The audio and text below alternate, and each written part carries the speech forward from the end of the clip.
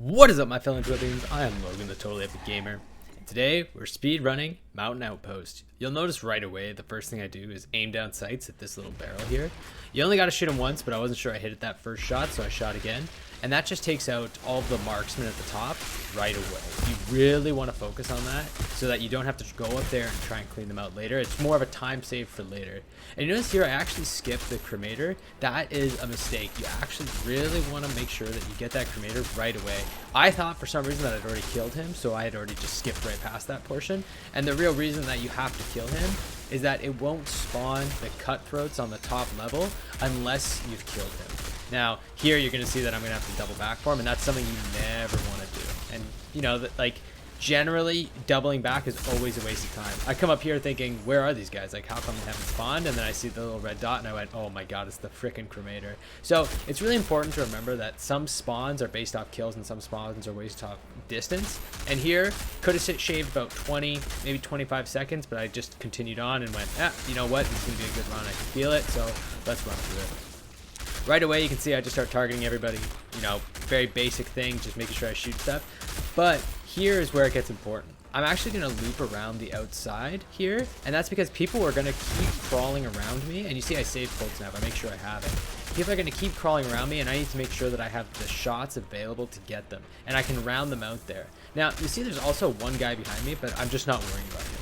Generally, if something gets left behind, you just leave it alone. It will most times come to you unless it is a marksman of some sort, or if it's like a hard-coded enemy where it's just meant to be in one spot. And here you can see I do the same thing. That rifleman's kind of stuck, so I just go, you know what, let's move. Hopefully he moves, and I catch him in rotation right there. So a few time saves that could have happened there. You know, I could have shaved about 30 seconds right there, but overall still a pretty good time on Mountain Outpost, so I wasn't too worried. Here you see I actually come down. Now you'd think I'd want to go right to the blue, you know, like move on to the next gate kind of portion, and you do. You generally want to do that. However, I like to go down the stairs right away because if one of them slips past you, which happens very often, because they are guaranteed to run up there. They won't run to where you are. They run right up to the that little stairwell. So I'm trying to catch them in rotation to make sure that I don't drop down and then lose one and then lose 10 seconds. Instead, you know, I lose about 2 seconds guaranteed instead of a potential 10, maybe even worse if the cutthroat kind of gets stuck in a stupid location.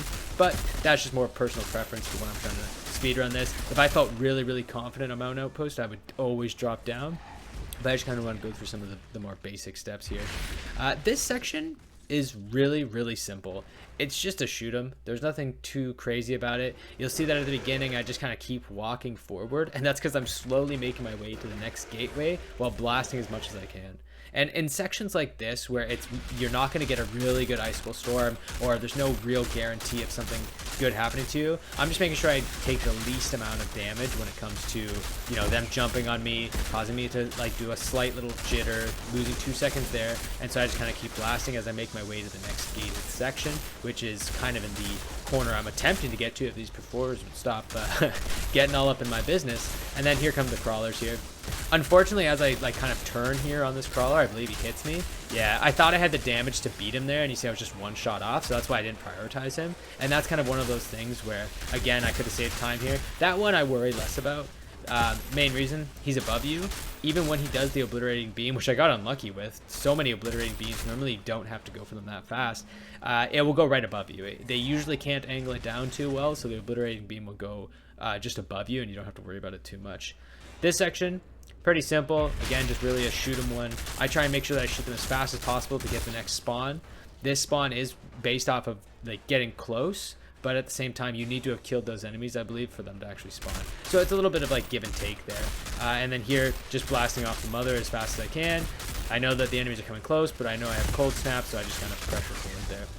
There's a good cold snap there that you can definitely get every time if you wait for the perforas, but in most cases when speed running like this, waiting for that perfect cold snap is almost always going to cost you more time than just killing them and getting a really good cold snap, or a decent cold snap right away without any time sink into pulling the enemies together.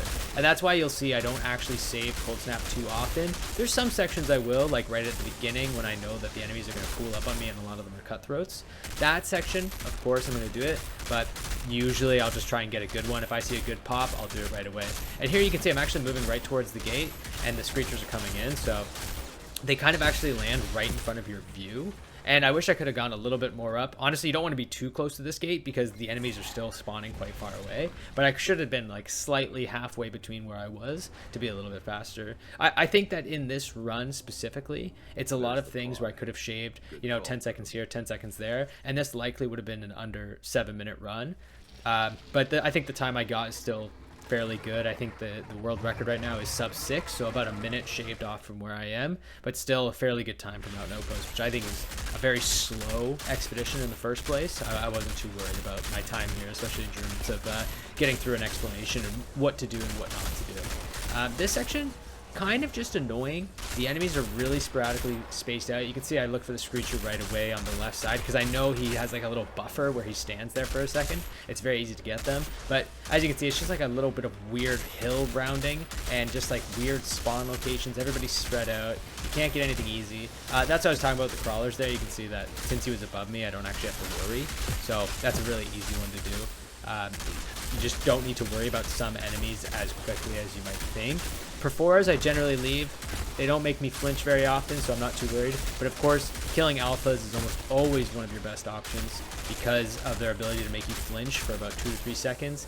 And then subjectively, sometimes berserkers on different maps, you should go for them first for the same reasons. They might freeze you or flinch you, and that's kind of a big deal. And here you can see I took some damage, but since it didn't cause me a flinch, I wasn't too worried. It shouldn't have been too much of a time gap there, but overall, not too bad of a run.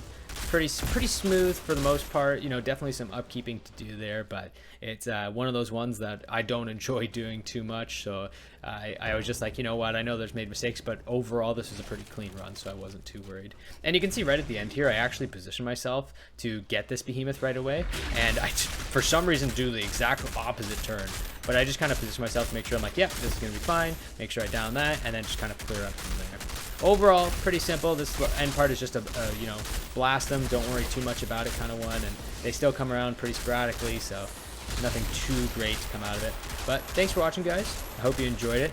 Many more to come, and if you liked it, hit the like button. Or if you have some other ideas of what to make it faster, let me know in the comments below.